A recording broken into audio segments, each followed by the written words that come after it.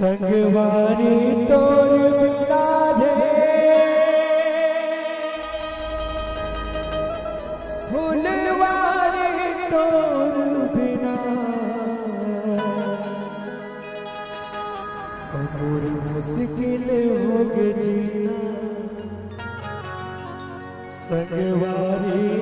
तोर बिना गुर सुनता हो मेरी दुनिया संगवारी तोर बिना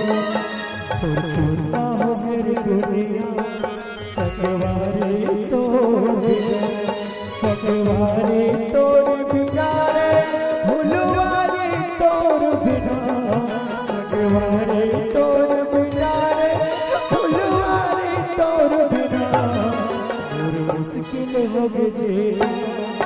संगवारी तोर बिना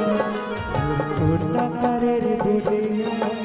संगवारी तोर बिना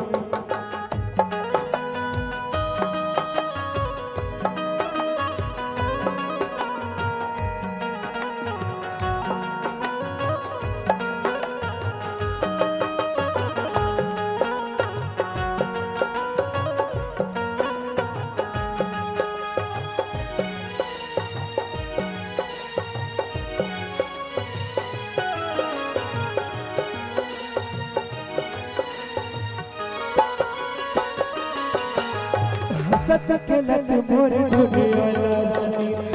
पर ते हूँ चारे वो घर पर बोल बैल जमाना कैसे बोल भुला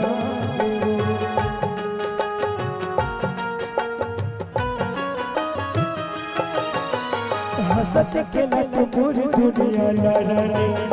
पर ते हूँ चारे वो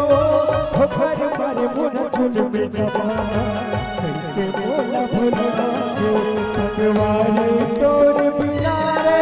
फुलवारी तोर बिना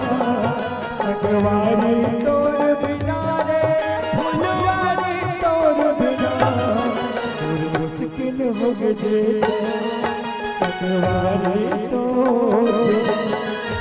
बिना हो गई दुनिया संगवारी तोर सुनना हो मेरी दुनिया संगवारी तो मुश्किल हो गए